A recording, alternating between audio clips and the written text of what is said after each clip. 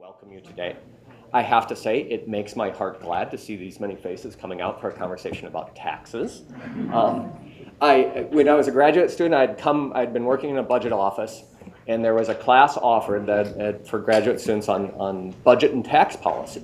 And I thought, whoa, I got to get there early because that's going to be packed, and it was cross-listed with econ and the policy thing and stuff. 6 people. So to see the wisdom in this room of the importance of this issue, perhaps Friday, and it's a nice day and it's a good lunch too. So, but I'll take it as interest in taxes. In any case, for those of you who may not be familiar with PPIC, Public Policy Institute of California, we're a nonpartisan, independent think tank. We look at policy issues in California. We'll be talking about tax issues today, but if you'll go and visit our webpage, ppic.org, we talk and research on a number of issues from higher ed to corrections to water, etc., and I encourage you to do so.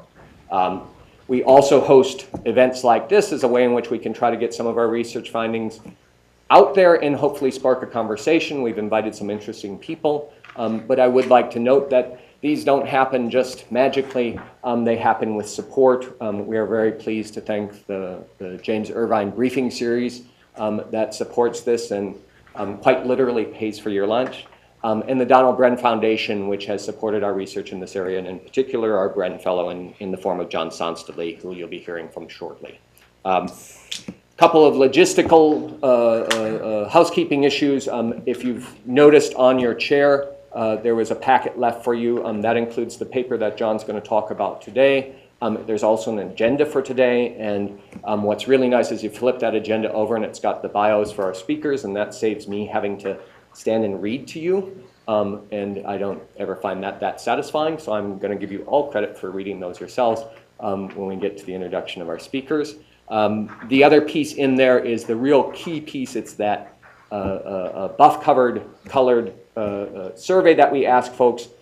We are PPIC, so we are all about data. And we do take those and really enjoy the feedback, use it to inform how we go forward. So I would really appreciate it if you could fill those out before you leave. There'll be a basket at the back before you go. In addition, on the famous sort of housekeeping things, I will remind you that if we could have you turn off silence cell phones and all those good things. This event is being simulcast on the web. We welcome our web viewers if they've tuned in already. But we do a special thing at PPIC. I've instructed the cameraman, if your phone goes off, that we just focus in on you and we all shame you. So it's extremely uncomfortable, but if you want to go there, go for it. So on for today. Enough of the housekeeping stuff. What I would like to do, or give you just it's on your agenda, but just so you know how we're going to work this is, John's going to come up and do a brief presentation with regard to his report. And walk through some slides on that. We'll have a chance, just if you have questions specifically on that, we'd like to get those cleared up for right after the briefing or whatever. But just so you know, then we'll have our panelists up here and we will be able to get into a conversation about this issue and hopefully beyond it. So without further ado, our Bren Fellow, Jon Sonstelie.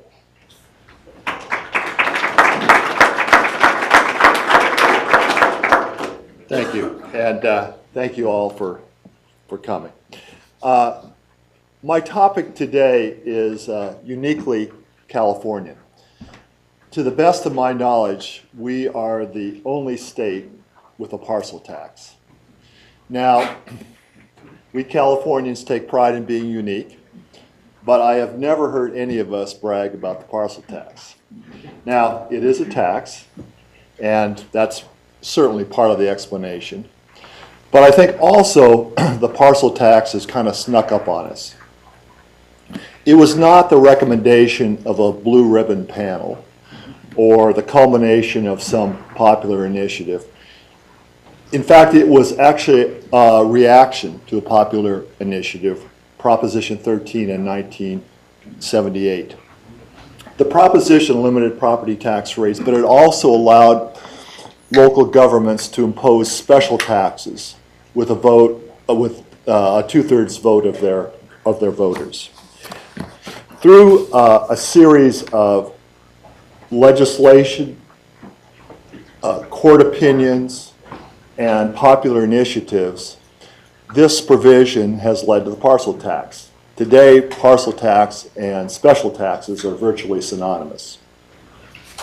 Now, John Kupal of the Howard Jarvis Taxpayers Association has referred to this history as the shameful history of the parcel tax.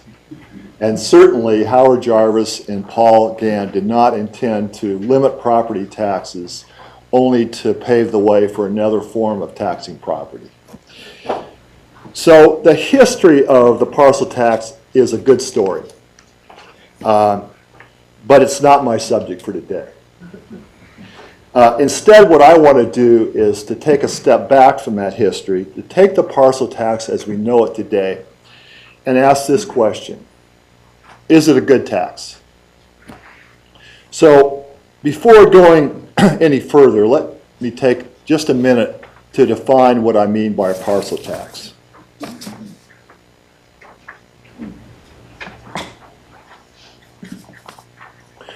So a parcel tax is levied on owners of real property, but there are many such taxes, the most prominent of which is the property tax. The primary difference between a property tax and a parcel tax is that the property tax is levied on the value of the property. Parcel tax cannot be levied on value. The typical parcel tax is a certain amount per parcel, regardless of its size, value, or shape. There are some parcel taxes in which the tax does vary according to the use of the property or its size. Now, a property tax bill typically includes many other charges that are not related to value. These include benefit assessments and charges for municipal services like garbage and sewage disposal. These are not parcel taxes either. The distinguishing feature of the parcel tax for my purposes today is that the revenue is for general public services like police, fire, schools, and that that the approval of 2/3 of voters is required to levy a parcel tax.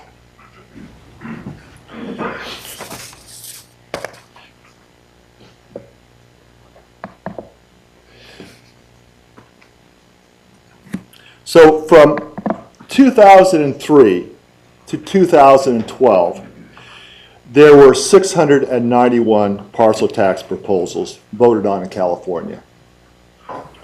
53% of those proposals passed. And the table here shows the breakdown of those proposals by cities, school districts, and special districts. So most parcel tax proposals are flat rate proposals. That is, the same tax for every parcel, regardless of its size or use. And as you can see from this table, among those flat rate proposals, the median rate was relatively small, less than $100 per parcel.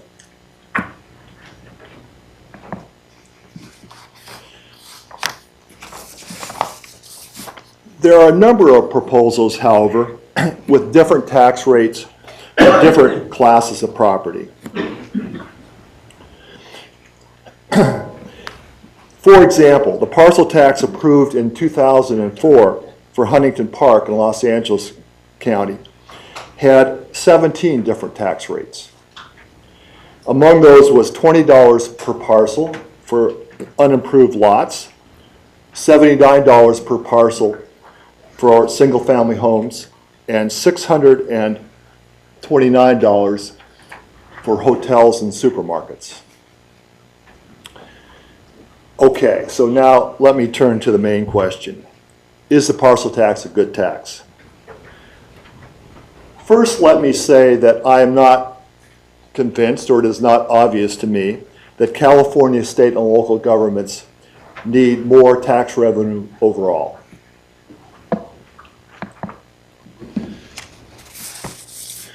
The dark line in this figure is real state and local tax revenue per capita in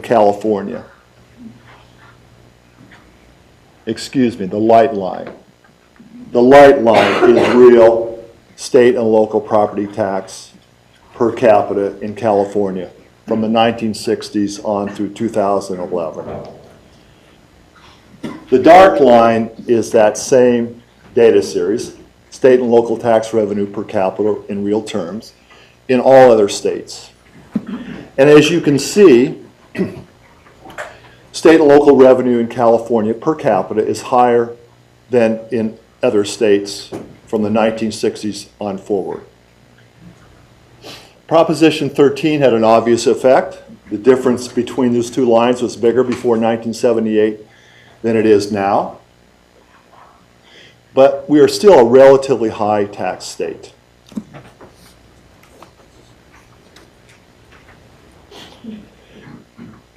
The distribution of that revenue, I would argue, is an issue, however. Proposition 13 set the property tax rate at 1%, but it left to the legislature the task of allocating that revenue among local governments. As I demonstrate in the paper, there are many inequities with this allocation formula. Now, I am sure that we could design a better formula for allocating property tax revenue, but I'm not sure that that would be, any formula would be totally satisfactory. The issue in my mind is that local communities should have the public services they're willing to pay for. I don't see how any centralized formula is going to determine that level for every community in California. What is needed instead, I think, is a source of discretionary revenue and a mechanism like local referenda for determining whether what residents are willing to pay for. A discretionary local revenue source also brings an element of accountability to local government. To receive more revenue, a local government must convince its residents that the services supported by that revenue exceeds their cost. The property tax played that role in California, but before Proposition 13, it no longer does. Can the parcel tax play that role now? In the paper, I discussed that question using standard principles of public finance. Today, what I want to do is to focus on the two most important principles in my mind, neutrality and equity. The primary purpose of taxes is to transfer resources from the private sector to the public sector. But taxes can have secondary impacts in the private sector. They may discourage the productive use of resources in the private sector. An income tax discourages work and savings. A property tax discourages improvements to property. Because of these secondary effects, the cost to the private sector of a tax is larger than the revenue raised by the tax. This extra cost is often called the deadweight loss of a tax. To the extent possible, we want to design our tax system to minimize that deadweight loss. A tax on land has a special appeal in this context. Done properly, a tax on land has no deadweight loss. It has no deadweight loss because the supply of land is fixed and immobile. A tax on land doesn't diminish the supply of land. A tax on land in one jurisdiction doesn't cause land to move to another jurisdiction. A tax on land is neutral. It doesn't distort incentives in the private sector and thus has no deadweight loss. Okay, now to be neutral, a tax on land has to follow one important general principle. The amount of the tax cannot vary with the use of the land. A tax on land that is higher on improved lands than unimproved lands will discourage improvements to land. Now let's apply this principle to the parcel tax. So a parcel tax is essentially a tax on land? Does the amount of the tax vary with the use of the land? As we have seen, some parcel taxes do. But how about a tax, a parcel tax that is applied uniformly, a flat rate parcel tax that is applied uniformly to all parcels regardless of their use? A common parcel tax in California. A flat parcel tax is not neutral either because it discourages the subdivision of land. So imagine a parcel in a community. The best use of the parcel is to subdivide it and to build houses on two parts of the parcel. Under a flat rate parcel tax, that subdivision doubles the tax of the land. And that discourages subdivision and the construction of residential property. Okay, but suppose the tax was based on the size of the parcel, a tax per square foot, as some parcel taxes are. Then the subdivision would not change the tax at all. Total amount of the tax would be the same before and after the subdivision. A tax on square footage is uniformly applied, is neutral. According to the neutrality principle, it is a better tax than an income tax, a sales tax, or a property tax. Okay, what about equity? There's at least two ways to think about equity. There's vertical equity. For vertical equity, we ask the question, do the amount that taxpayers pay match their ability to pay? And typically, ability to pay is measured by income or wealth. On these grounds, the parcel tax looks relatively good. Land ownership is correlated with wealth. In fact, it's a large part of wealth. And a tax on square footage would be even better because the size of a lot is also correlated with the wealth of the owners of that property.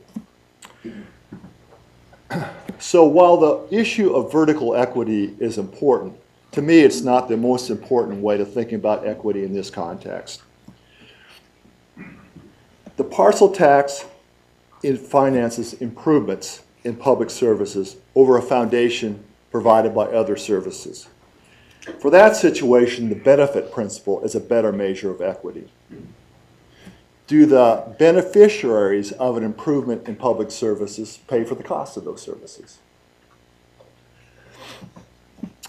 So according to this principle, the parcel tax is very equitable. In a community, the main beneficiaries of an improvement in public services are the landowners. The improvement of public services increases the demand for housing in a community, and that increases rents and values. Landowners are the beneficiaries. Under a parcel tax, they also pay for those services. Now, in the paper, I consider several other principles of taxation, namely stability, transparency, simplicity, and integrity. I won't discuss those principles now, but I think it's relatively easy for you to see that the parcel tax ranks quite highly according to those principles. A tax based on parcel size is simple and straightforward.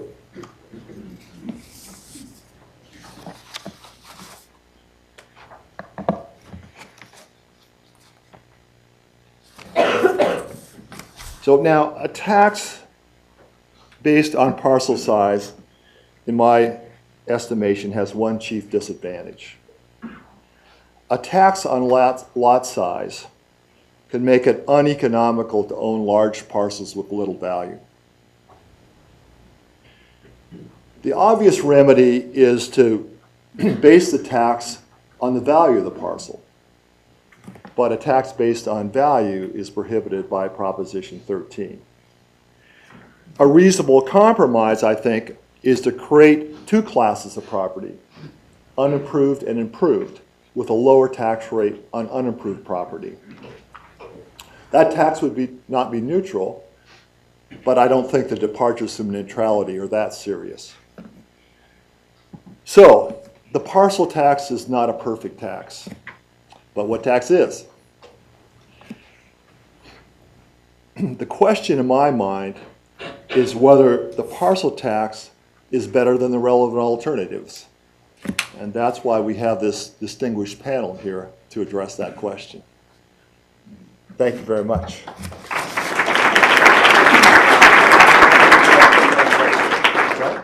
Are there questions just on the presentation or the paper? Or shall we get our panel up here?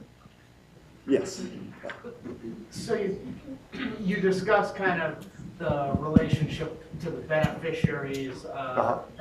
So in terms of the actual incidence of the tax when you have, in terms of the actual incidence of the tax when you have, say, renters on that land, does that affect that relationship at all? Because some of that tax is going to be passed on to the renters, I guess. In some ways, they're benefiting from it. But if you don't live on, but if actually the landowner doesn't live on that land, then I'm not sure how to resolve that. Yeah. So let me just, you know, I doubt that any of my students actually did this, but I am teaching today at 1 o'clock in Santa Barbara, and I said, you know, this is webcast, so you just tune in.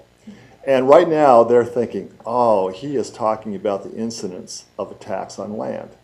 Okay, so this is going to sound awfully wonkish, Econ 1 wonkish, but I'm going to give you the straight answer from the economics profession. A tax on land is borne entirely by landowners because the supply of land is fixed. It's going to be on the exam.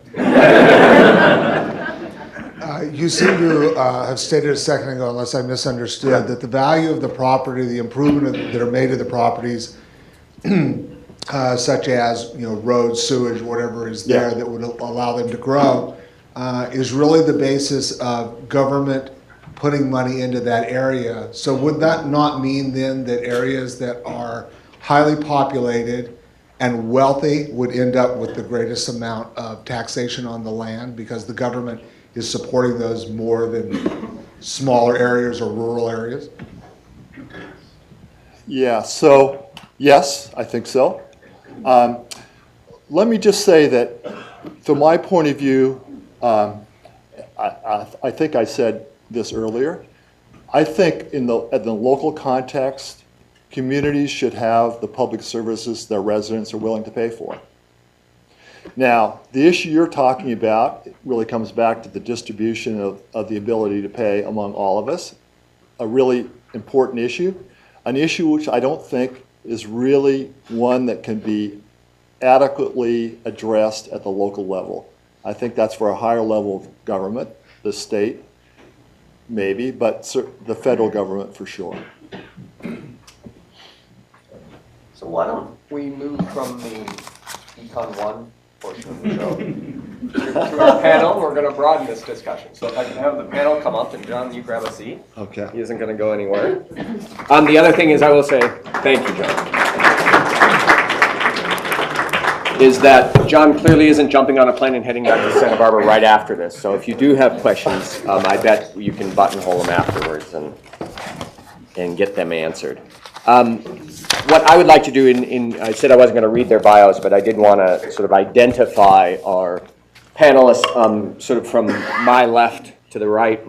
We have Michael Coleman from California League of Cities. I also wanted to give a plug that isn't in the bios because for all of our panelists, their work appears and is very accessible. If you'll go to CaliforniaCityFinance, you can find some very interesting things, some primers on local taxes and things that Michael has done that are just quite amazing and interesting.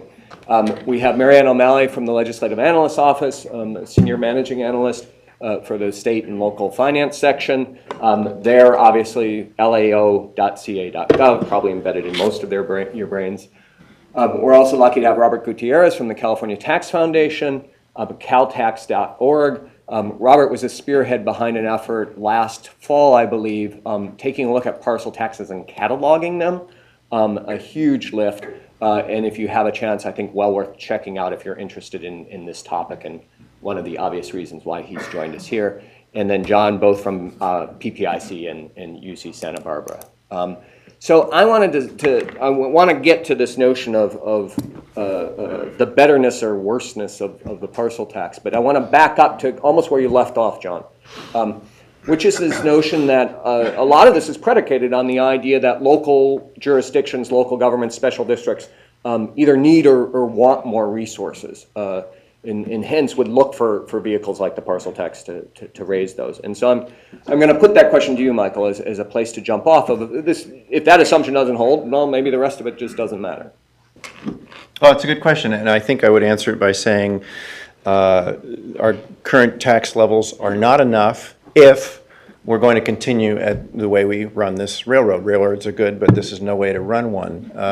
The allocations of our property taxes, the way we allocate sales tax revenues these days, there are lots of wastes and inefficiencies. And I'm not talking about within organizations. I'm talking about the systems of allocation of the existing pies.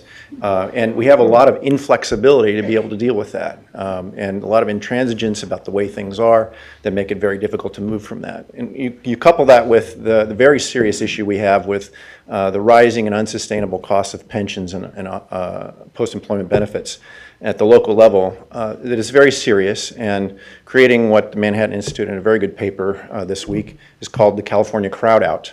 And it's not exclusive to California, but it certainly is creating a system where if we continue in the current system, we are going to see declining jobs and declining service levels in local agencies, because the cost of doing business and funding our existing obligations is rising faster than our revenue levels.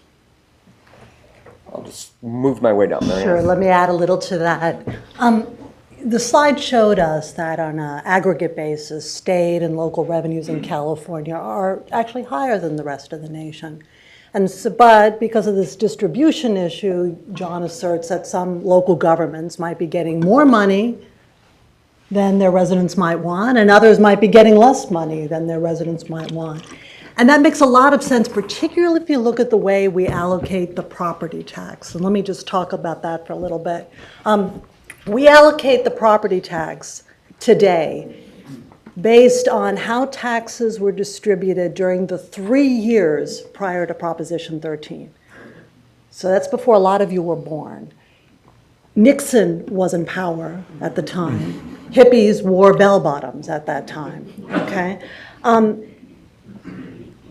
It is probably the case that there are some local governments that are getting property taxes that their residents would really rather have go to another local government. But instead of addressing this super hard allocation issue, which we've all worked on for many years and none of us have made progress, the proposal is, gee, maybe we can have a parcel tax or something to at least allow those communities that where they don't have as much revenues as their residents would like, to add on some money, to give those kind of communities some additional revenues so they can respond to the local needs and preferences.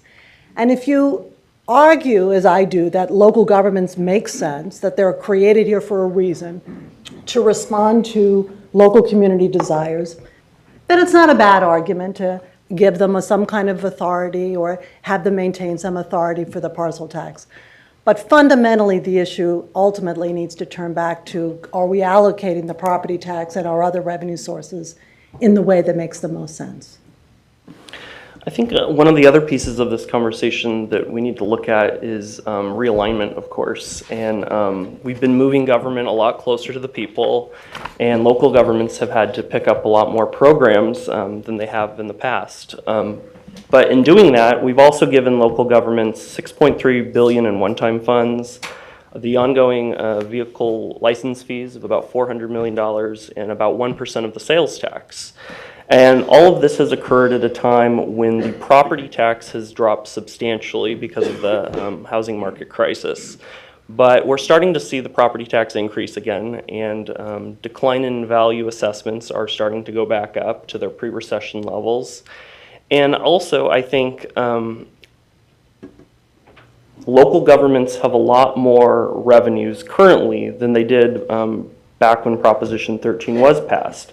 Things like hotel taxes, utility user taxes, business license taxes, gross receipts taxes, and the transaction and use tax. And so those all need to be looked at when we're, be put in the proper context when we're having this discussion. Yeah, I think that, to echo what everybody has said, but maybe to put a slightly different spin on it, I don't like it that my local governments get a share of a 1% tax rate that's set by somebody else.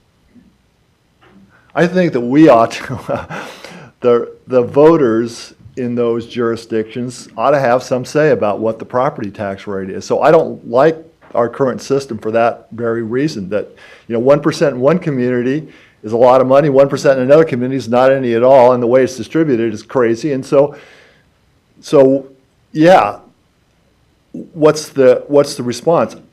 I would like to see a system in which we all had to face, all local governments had to face their voters every once in a while about what those tax rates should be.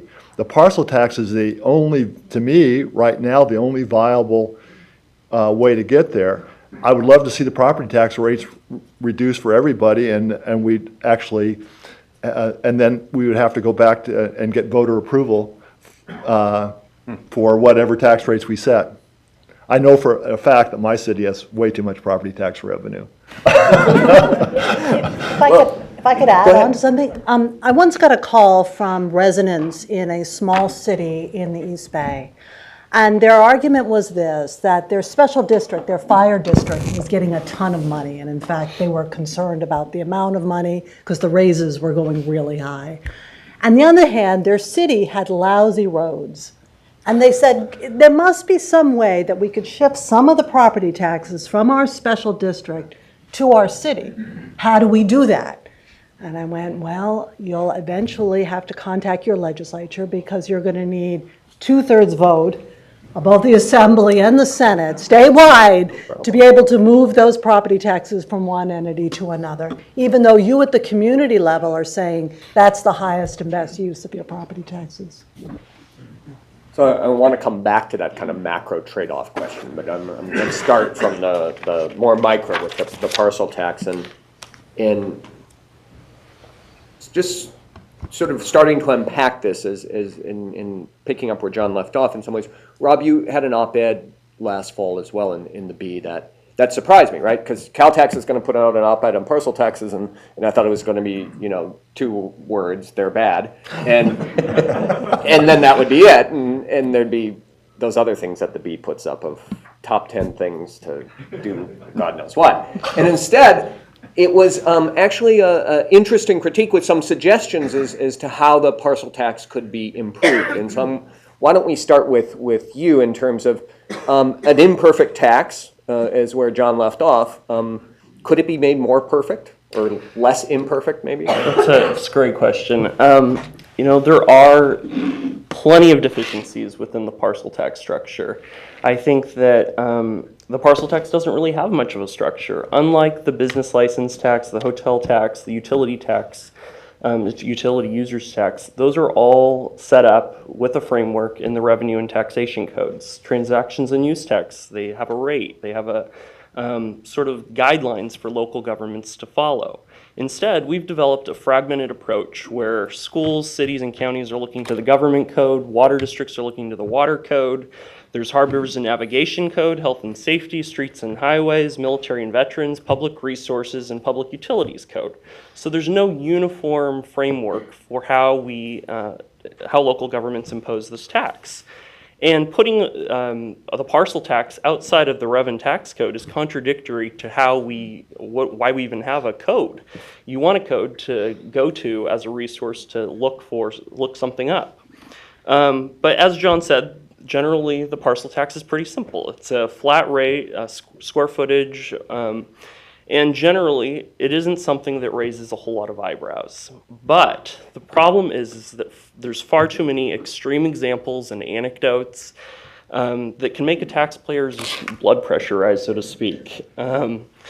John mentioned Desert Hot Springs and Huntington Park in his report, where with Huntington Park, or with Desert Hot Springs, I think they exported the tax burden, is how you characterized it. And I think the point being is that taxpayers do not have certainty. They don't know what a parcel tax is going to look like. They don't know from one jurisdiction to the next. There's no rules. So I think as more and more taxpayers begin to realize this, there's going to be a push to do something about it. I've heard of a movement afoot to sort of talk about the idea of banning parcel taxes outright, making it so a local government can never impose another parcel tax. I think that's a bit of a reach. I don't know if that's going to happen, but I think the parcel tax is here to stay. And we need to look at how do we improve the structure? How do we make it the rates uniform? How do we bring some transparency to this tax? So I think that's sort of one of the things that John does a good job in his report of setting that stage and looking at the tax from principles of what is good tax policy. And so that's a conversation that's just now being started after almost 30 years, I think. Michael? Good tax, bad tax, make it better? The truth in when you're dealing with local government is that there's a lot of variety out there. And I'm not talking about Los Angeles versus Lodi in terms of size, that simply, but in terms of different characters of community, different priorities, different policies and principles.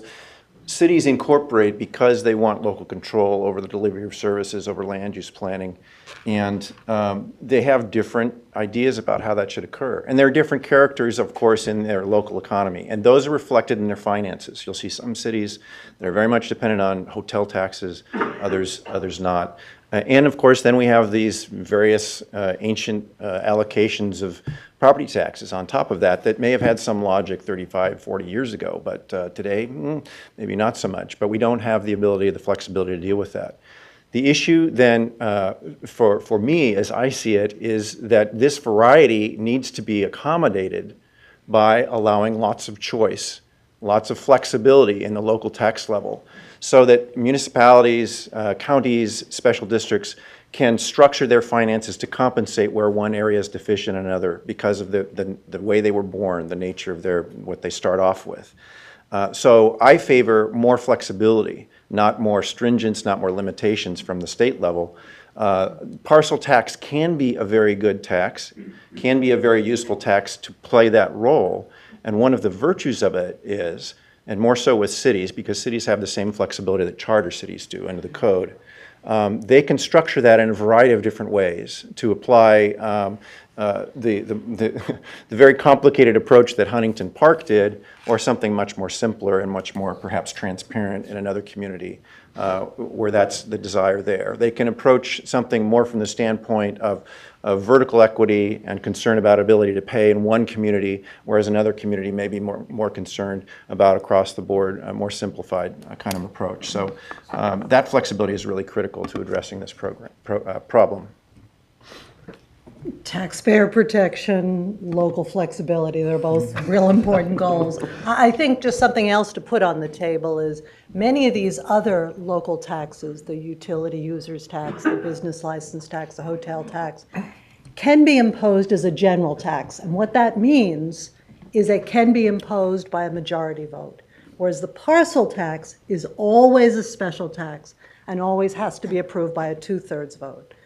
So because at a local political level, it has to pass a 2/3 threshold, you're going to get a lot of pressure from the local folks saying, if we modify this in some fashion, it might be more likely to pass.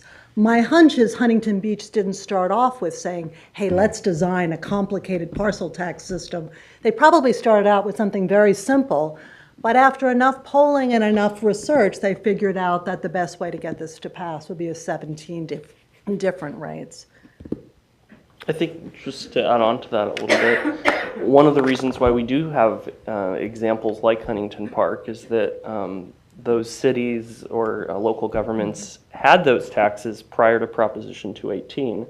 that measure came along and they just, codified their existing tax structure. So you now have different rates and, They were established as assessments at the time. Oh, so Why the landscape Huntington districts. Right, Park right, one right. was Yeah. to replicate the assessments. But still, Huntington Park is not the best example of it. But the notion of structuring your parcel tax in a way that would respond to local preferences, I think is still is a valid point, although it doesn't sound like it applies to Huntington Park. So I want to back up just a second because and get into this question of what are the other options, right? I mean, parcel tax isn't the only one, but could anyone want to, my panelists volunteer to explain what 218 did in terms of this game? It's There would be obvious. There are taxes that are, if a local government raises a tax, and this could be kind of any kind of tax, it could be a utility user's tax, business license tax, hotel tax, you name it, and they use it for general purposes, or they do not commit it to a specific purpose, then it's called a general tax, and it can be approved by a majority vote of the city or the county. Special districts have no authority to levy general taxes, but a city or a county, if they say that they're raising a tax and using it for general purposes, it can be passed and approved by a majority vote. And that's even the case here in Sacramento a couple years back. They had a sales tax and they said, we're going to use it for public safety, and any other authorized use. And that was considered a general tax. So it's a general tax or majority vote of the local residents, okay? Except for a parcel tax. But a parcel tax is by definition a special tax. And special taxes always require 2/3 approval, okay? So if you're a city or a county and you're doing a parcel tax or a utility user's tax or any of those tax, and you're saying how you're using the funds, it requires a 2/3 approval, okay? So John, one of the questions that can come up from your paper is you're only looking at parcel taxes. I mean, what are the alternatives for a local jurisdiction? Here's this kind of weird thing we backed into. Yeah. Surely there's something better out there. So this kind of responds to something that Michael said, which is we should have flexibility. And certainly a hotel tax makes a lot of sense. It finances services provided to visitors to a town. I think in some cases, that tax is pretty steep, and I wonder if Particularly in California. Who's staying in a hotel last I really kind of wonder, I would like a tax that is, putting that hotel tax aside, I like a tax that is kind of widespread and simple. So that if we're talking about providing services to everyone in a community, and I like a tax that everyone in the community realizes is for those services, and everyone has a little bit of a skin in the game. That's why I don't like taxes that pick out particular uses of. That's one of the reasons I don't like taxes that pick out particular uses of property and levy really steep taxes on those. The other options to think about, obviously, are the income tax and the sales tax. To my point of view, income is already taxed very heavily. And the deadweight loss of the income tax countrywide is very high. Adding another element onto that, I don't think makes sense. And for a local tax, I'm not really a big fan of the sales tax because the sales tax base varies considerably depending on the community. So, I don't like those other alternatives. Hotels, you're fine. Hotels are okay. We'll go with hotels, yes.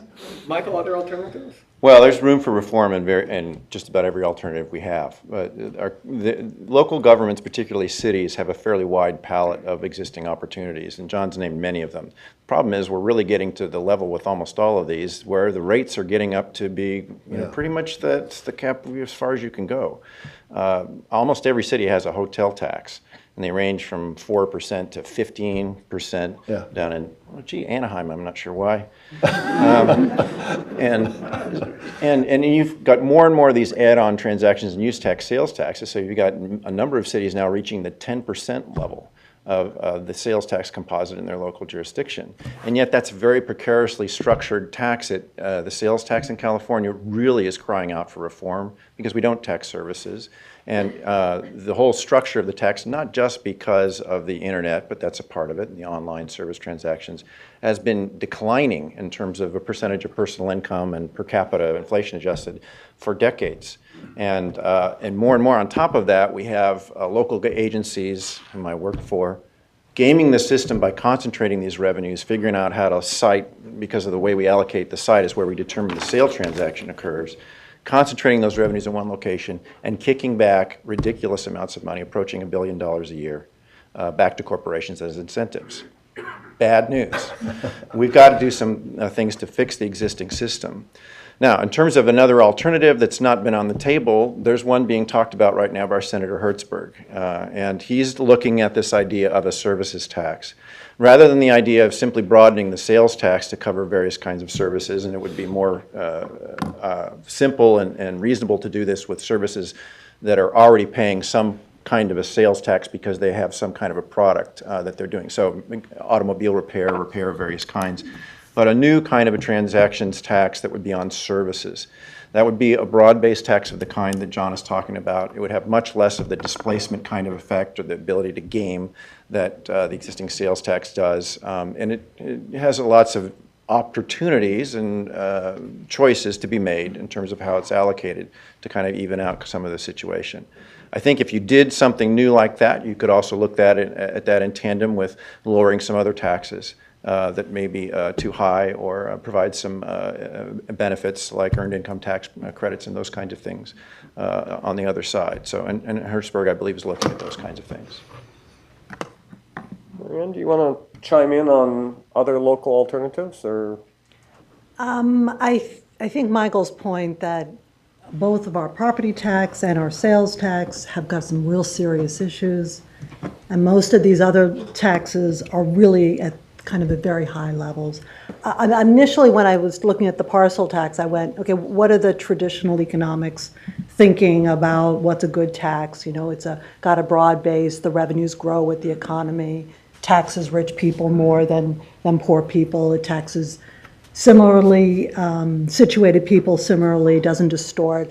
I looked at the parcel tax and went, I give it a C- to /D+. But then I said, wait a minute, we got a grade and a curve given the rest of local finance. It went up to a B. Rob, you curved the taxes. Well, I think one of the other, Michael talked about flexibility, and I think we saw in last year in the Bay Area there were 2 brand new soda taxes. No other city has a soda tax, and that gives local governments some room there, and that we have a brand new tax. So I think the creativity of local governments and their existing toolbox would indicate that there's plenty already on the table. I mean, certainly with our, it's got to be thousands of local governments. There's plenty of room for experimentation, I guess, to push the boat out and see what we get. But might we be at a stress point of we've reached the limit of some of the things? I mean, should we start looking at some? I mean, Michael kind of raised a quasi grand bargain, where we revisit or rethink about the balance between state revenue generating and how that gets distributed and how much decision making, if we have realignment going on a number of fronts, corrections, education, health and human services a little while back, do we start both pushing the decision making for policy and the revenue raising decisions down to the local and trade that off Jon's dreaded state income tax that's too high? It must be based on those UCSB salaries that are so high. But so we have the Hertzberg bill. We've got another big revenue issue looming on the horizon. Prop 30's something might or might not happen depending on who you talk to on which day. is this an opportunity for us to maybe fix some of this stuff? Or will we continue as the instructor who taught that budget and tax class was fond of pointing out, we make all of our tax decisions incrementally? No, I think it'll be incremental. I mean, that's the way things have been. We think of the grand bargain and what we could do greatly, and sometimes these dramatic major changes get made, but they usually get made in the last 48 hours of the legislative session with very little policy debate, with some idea maybe that's been pulled out of somebody's back pocket, but ends up having some unforeseen consequences usually when it's done that way that take years to be fixed, if not ever. And unfortunately, we have a number of those situations that complicate matters. But I would also just want to bring up again something that Jon mentioned that I think is a real important point. When we talk about property tax and coming back to parcel tax, which is essentially related to property tax, this idea that we have only one tax which has its rate fixed in the Constitution.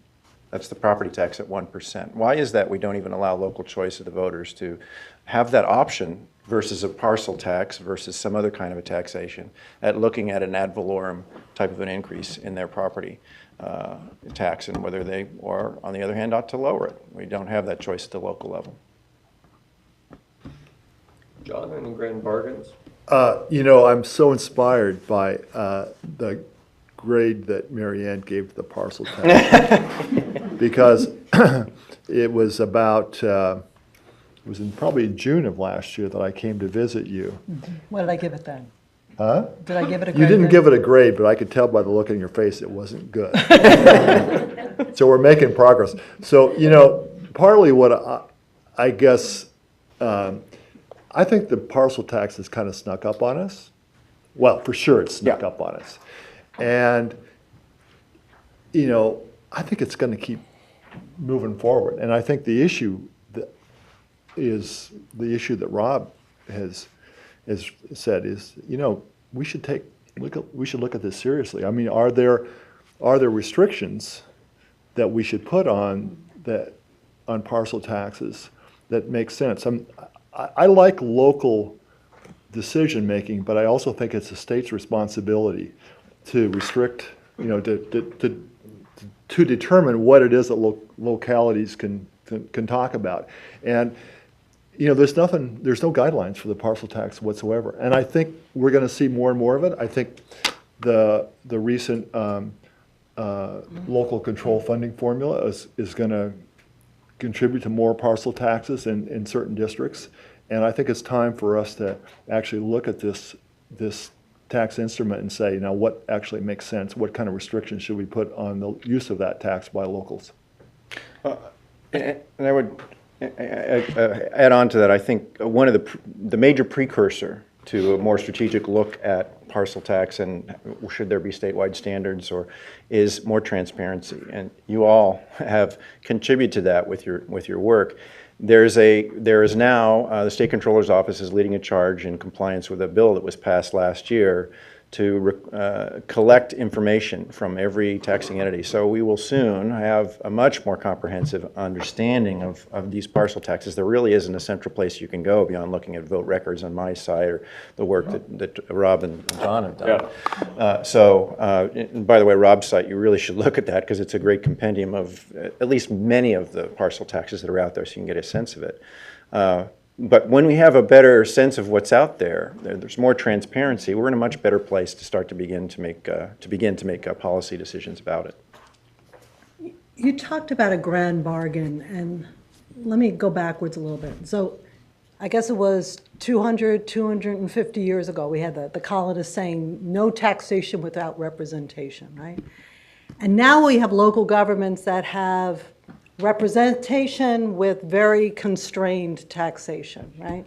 And that might be perfectly good for many people who really want to have low taxes, might be very comfortable with having their local governments have very constrained taxation authority. Other people may want to have more robust local government, and that requires more robust taxation authority. But then the question of, are we going to have some grand bargain, and what are we going to be able to do, and can we manufacture something here at the Sacramento level? Really, over the last few decades, we've amended the Constitution so many times that it'd be very difficult to figure out a way that the legislature, even with the agreement of local governments, could enact something statutorily. We can't modify significantly the allocation of the property taxes. That's in the Constitution now. We can't change the allocation of the Bradley-Burns sales tax. That's in the Constitution now. And we can't change almost anything now because that's in the Constitution. So the only thing we could really do at the state level is start a conversation with folk as to what kind of local government do you want? Do you want one with a significant amount of power? You know, lots of other democratic countries don't have the kind of power that we talk about for our local governments. They have a much more centralized system. And we could go that kind of route where we have a much more centralized government and we make more of the decisions at Sacramento level. There was, for some reason though, in the United States, we really have placed a lot of responsibility at the local level historically. I mean, the US Constitution doesn't even mention local government, yet every state in the United States has created local governments, thousands of them in many cases, because we seem to intuitively like the idea of local government. We want to have power close to the people. There seems to be something instinctively American about that. But if you want to have local governments with significant ability to respond to local community needs, they probably need some kind of greater authority over on the taxation side. I think one of the other things we need to look at is maybe ask the bigger question, do we need a grand bargain? I mean, over the past decade, the state has certainly raided a lot of funds from local governments, and we had a Proposition 22 on the 2010 ballot to sort of deal with that. And we've also put in place some budget reforms, such as the Rainy Day Fund, to sort of clean up some of the state's finances so that when economic downturns do come along, perhaps the cuts to local government or local programs may be not so bad. So that's something that probably would be a part of that conversation as well. I could nerd out here all afternoon, but I have a feeling there's folks that have questions that go beyond just mine. So we've got a couple folks, or one person with the microphone around, and there's a gentleman right next to you, Alexei. So we'll just start from there and we'll work our way forward. How's that?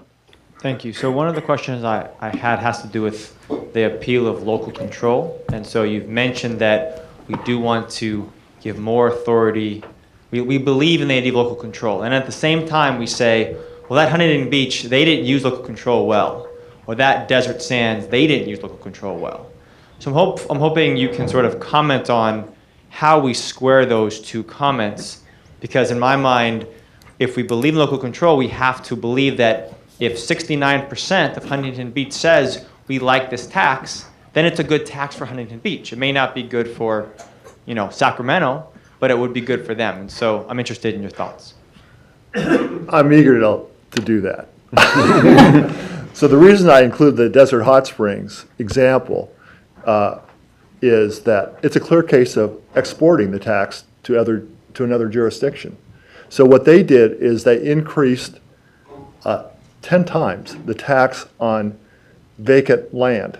I don't know if you know Desert Hot Springs at all, that area, but it's on the other side of the 10 from Palm Springs, up against the hills.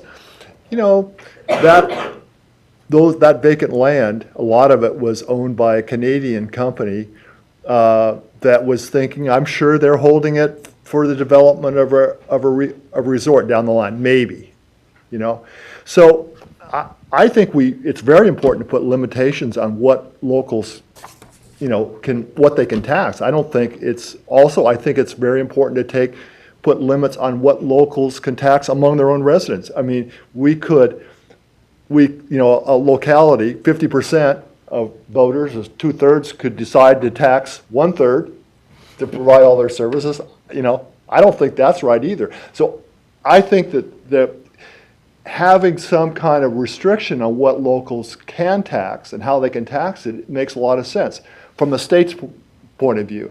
But then once we've decided what they can tax, then give them some freedom to set the tax rate. And so that's how I square the two. Big principle, what you can tax, how you prohibit tax exporting, that's the state job. But then the local job is then to set your tax rate. Does that make sense? I think you've given us representation with constrained taxation, which I'm trying to fit on a license. Well, Well, and I think to speak to John's point, you're having the voters tax landowners who don't always vote on those issues, and so they're not represented at the polls, which is a whole nother issue. But to think that you're going to export your tax burden, that's not good tax policy. I just talked about flexibility and the variety that's out there, and so I'm always hesitant to look at a slide that has 17 different rates in Huntington Park and say, and I don't think necessarily John was saying that that's bad. You have to look into things a lot more deeply than that and take into account that what maybe worked very well in Huntington Park does not work in another jurisdiction. You have to look at the total context of what other kinds of fees and charges and taxes are there in their particular circumstances before we're ready to make a judgment like that, and understand that you've already had an elected city council make those decisions and do that very same thing, taking into account, as they see it, all of the factors involved. Another question. Why don't we come up in the blue shirt and then we'll go purple. Thank you very much. I know that especially in the case of special districts, but maybe also in other local governments, that the mechanism that they actually use the parcel tax through is to issue debt and use the parcel tax to support projects that way. I'm wondering if you have any sense of how delinquency on the parcel tax relates to delinquency on other types of property taxes, and thinking that way, how it might relate to supportive debt service and credit quality among these districts. so my understanding is if you're delinquent on your parcel tax bill, if you decided not to pay that bill, but pay your property tax, that you're still delinquent on your property tax bill. I had a property tax administrator tell me that in Los Angeles County. She actually said that if you're delinquent on your, like your sewer charge, that you're delinquent on your property tax bill, which means the state, ultimately the state can have your property. Yeah. So I think that's pretty secure. Yeah. I mean, property owners pay their parcel tax bill as part of their property tax. So those get paid at the same time. I'd be curious of the panelists' take on the uniformity issue with regard to the application of parcel taxes. As was noted, Prop 13 prohibits any other ad valorem tax. And I think some would contend that a parcel tax based, for example, on square footage is just a property tax in a different guise. Professor Sonstelie said the size of the lot is correlated to the wealth of the owners. Well, I would say that the size of the lot is correlated to the value of the property. Thoughts? Well, that's a matter for the courts, and it's been discussed quite a bit. The other is Yeah. the developed versus undeveloped, where Yeah. again, so Well, this is, I mean, to elaborate a little more, this is a dance that local governments play when they're looking at the design of these things, along with their city attorneys. How close are we getting to that issue of ad valorem? When does it smell like? Let me rephrase the question. How likely is that a legal challenge would be successful? Oh. does anyone want to comment on the case, the Alameda case? Well, I mean, the law there just says applied uniformly. Yeah, but that's just for schools. It's just for That's schools. just for That's for schools. schools. Oh, and also there's a similar one for hospital. Hospital Hospital districts, district. yeah, right. I think that's applied uniformly. Square footage, it's measurable. The value of, How is that not a reflection of the value of the property? because the value of property in downtown San Francisco is 1,000 times the value per square foot of the same property in Oakland. We're talking about property in San Francisco or Well, property in... okay, so we'll take San Francisco. Okay. Oh, we'll take, how about this? We'll take Santa Barbara, example I'm very familiar with. My area has a really excellent elementary school district, elementary school. It's the prize of Santa Barbara. Property there is at least, houses there at least $200,000 more. Translate that into lot size, I'd say the property is 20%, 30% higher than another lot in the same city, but with a different elementary school. Accessibility to downtown. I mean, values, things vary all over the place. I don't think tax per square foot violates uniformity. In fact, I would say it goes exactly the opposite way. I would say a flat tax is very discriminatory because, you're saying your lot is the same as my lot, even though my lot is, 50 times larger. Does that make sense? Remember here also that we're talking about assessed value as it's defined in Proposition 13. This is not market value. So there's quite a bit of variation, say, between Google's property and Facebook's property because of the time when they purchased those. And in fact, this is a very big issue with the property tax, especially on the commercial side. The quizzical sensibility of why we have very similar commercial properties assessed at such dramatic rates. You can it's a whole other policy argument on the residential side. But on the commercial side, how does that make sense and what kind of impacts does that provide for our economy when it's essentially a barrier to entry? People are being incentivized to hold property instead of turn it over. I mean, Proposition 13 really doesn't make a lot of sense in the way we assess property on the commercial side, and that's ripe for reform. But beyond that, in terms of this argument of whether it gets close to value, in terms of close to the way Proposition 13 assess value, well, there's lots of variation, and yet those properties would, based on square footage, be taxed in a very similar way. I think one of the problems with using square footage as a measurement for tax is that unless you're talking about the land square footage, that is actually not something that people keep track of. There's no data on what is the improvement square footage of a property. Well, I'm not talking about improvement. Right, but a lot of local governments do have parcel taxes that are based on the square footage of the improvements. Right, I don't, Yeah. and that would come much closer, I think, to violating ad valorem. But what's interesting is that as long as, if you were to do it on, say, the Prop 13 assessed value, that's clearly not possible.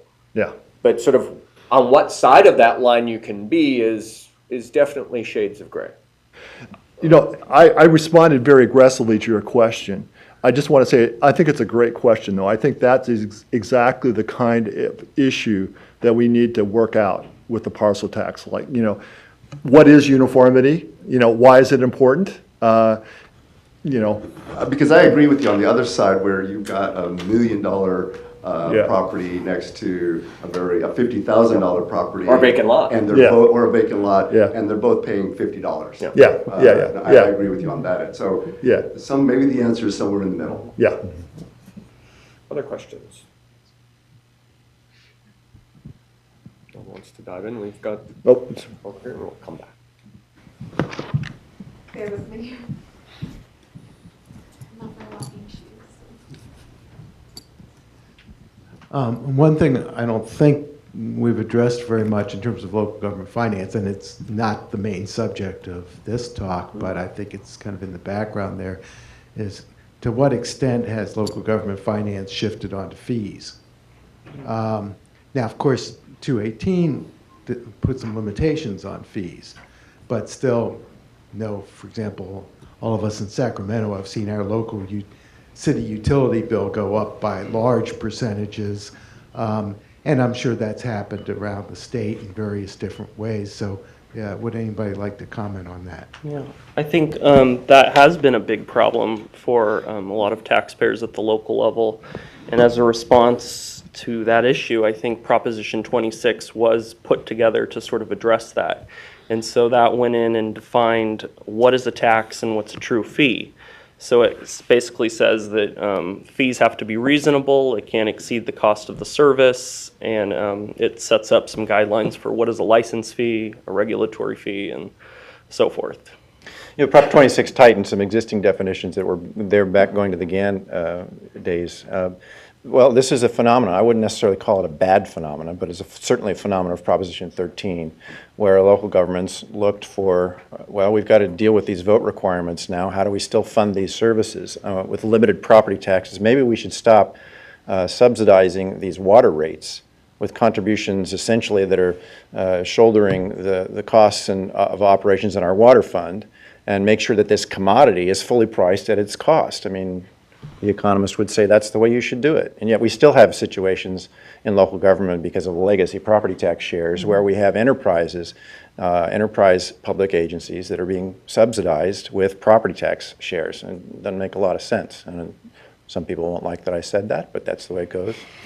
Some of the people you work for. I just want to work for anybody. So, yeah, fees a natural phenomenon, not necessarily bad, but we certainly have moved to this place where users are bearing more of a burden for their impact on the economy. That's on public services. Now, that's limited because of Proposition 13 to actual costs and those kinds of things, but we constantly face now in local agencies, because of these limitations, this question of is this fee exorbitant, and what is effectively what is the public benefit of keeping that to a more reasonable level? Say this recreation class that we want to make sure everybody takes because we place a value on exercise. And so we're not going to price this at full cost. We're going to make sure that there's a contribution from the general fund which covers a lot of those costs, and therefore we're essentially saying there's a public benefit to having this class take place.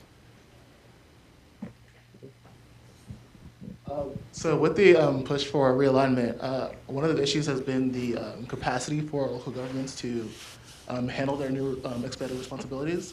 So to what extent do you think cities are able to be able to set their rates in the proper way compared to, say, the job that the state would do? Well, I think it's been said essentially that authority should be conjoined with responsibility. So whoever at the local level has the authority or is given the authority to make these choices among different kinds of programs and policy, that are public services, should also have the responsibility to have to provide those. Otherwise, you're just, well, I'll fund Joe down the street, but I'm not really responsible for what they do with the money.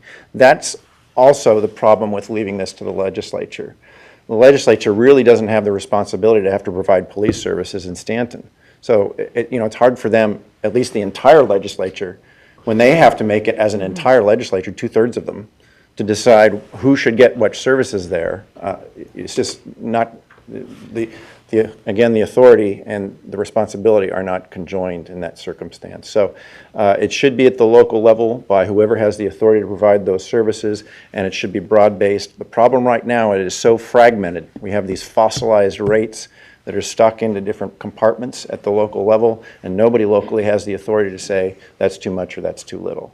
And so the product of that is, as Marianne was saying, more tax increases, because those that are underserved, regardless of whether there's another agency in the same jurisdiction providing some services to a different public service, that service, that library district that's drastically underfunded and can't get a larger share of the property tax, even though it makes more sense for that to come from fire over to the library districts perhaps. They have to go for a parcel tax increase in order to make up what they really need to run the service at an adequate level. Let me just give you an example of this in terms of could taxes be in some places lowered. There's a water district called Los Troncos. It's in San Mateo.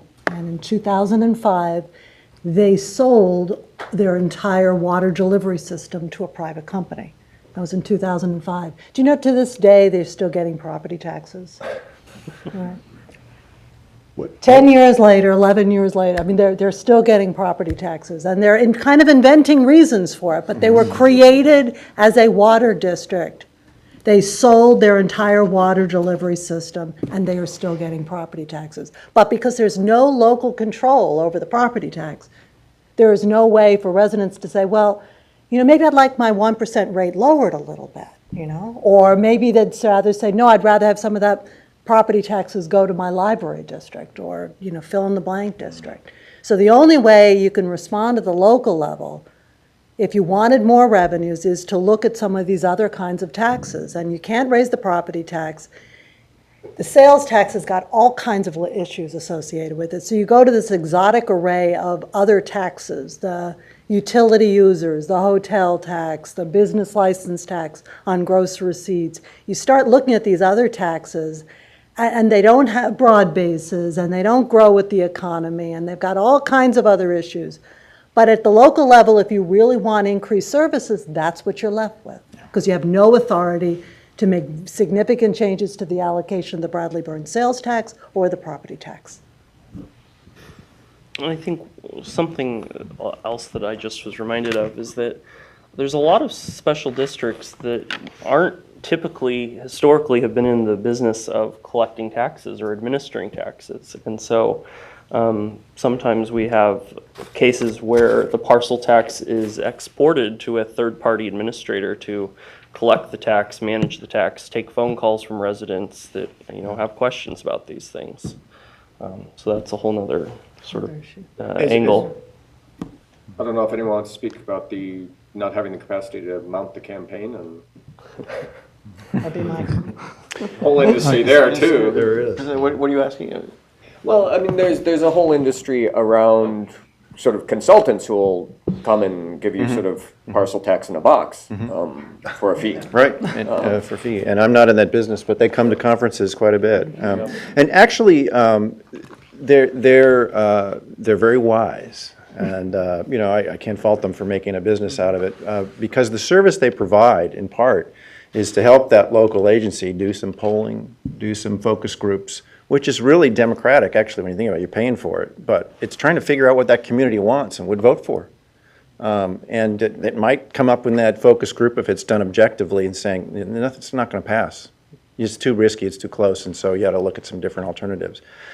I think it's a really helpful way in many cases to help that elected body get a better sense of what the community wants. And in that regard, ironically, I think Proposition 13 and its brethren have done a service to local agency and our democracy, in the sense that local agencies have to go back if they want these taxes and demonstrate that they're doing a good job with the money.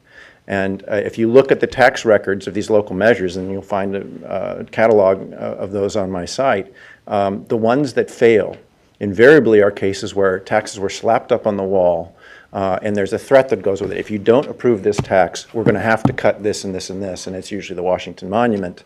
Instead of the ones that pass, and this is because they have seen the experience and the best practices of others and are getting good advice from consultants, they do a thorough public involvement budget process, and they balance their budget within the limited resources they have, and they say, I'm sorry, that's all we can do. And this is a sustainable plan, but that's our limitation. If you want more, here's an option for a tax.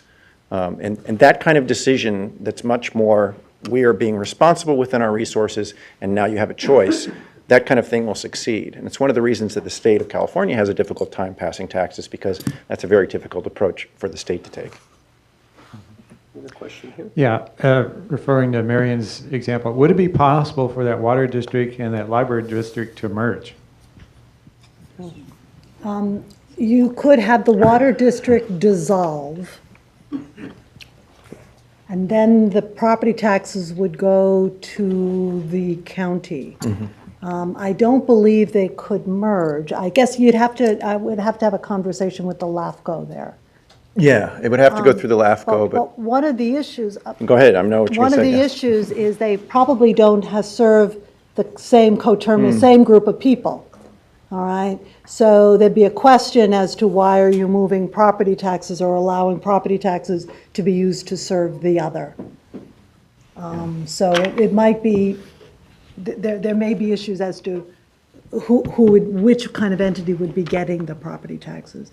But there is a LAFCO process that kind of oversees the dissolution of special districts. But there's no easy way, unless that district would cooperate. If the residents wanted to just say, no, I want the property taxes on my bill, you only see, it just says the 1% rate or the general rate. It doesn't tell you which entities are actually getting the property tax. But if you wanted to just send in a letter to your tax collector and say, instead of giving my money to the water district, I'd really rather have you direct it to my city or the county, there's no option for that. I'm sorry, Michael, did you have something else? No, you're exactly right. That's Okay. good. Yeah. Okay, so we've entered the lightning round portion of our panel. You ready, panel? One thing you'd change about either parcel tax or local government taxes. And I'll start one thing. And so I'm going to start with John and give the other three. Since they're invited guests, John, your family, we're going to put you on the spot first. Okay. One thing, parcel taxes have to be uniform. Uniform. Rob? That's a good one, but since you already said it, maybe probably sunset dates. I think John talks about the idea of local governments coming back and, you know, getting consensus on those things. And doing it periodically. Yeah. Marianne? I'll go with uniformity. Uniformity. Michael? I think this is directly tied in, we should obviate the need for more parcel tax increases, at least to some degree, by providing more flexibility over the allocation of the existing property tax shares at the local level. Can I make an amendment? Friendly amendment. You're taking that one just in whole, or you're going to? Entirely, Okay, yeah. great. Well, I'm going to thank you all for being an excellent audience and, again, having the wisdom to show up for an event for this. A couple things as we go out. One is this reminder, if you could fill out this little form. As I say, they get tabulated in red, so we treat them very seriously. Something else we treat very seriously is the fact that we get a lot of help to do this. I would like to thank Kelly and Alexa at the back. 98% of the work to make this happen is them, and then the 2% of us just showing up, and so give credit where credit is due. The other is that if you would like to find other papers on public finance, the panelist websites I mentioned, I will remind you, ppic.org for more information on work we do. And just a reminder too, this stuff doesn't happen by magic, so if you ever want to support PPIC, there's a little button that you could do that too, so there's my public radio piece. Last but not least, I would like to thank our panel and our presenter. And if they're sticking around or whatever, I suspect they're fairly friendly and don't bite, and so I suspect they would answer a question or two there too. And I would like to thank our web viewers if any of them have stuck around. Take care and have a good weekend, everyone.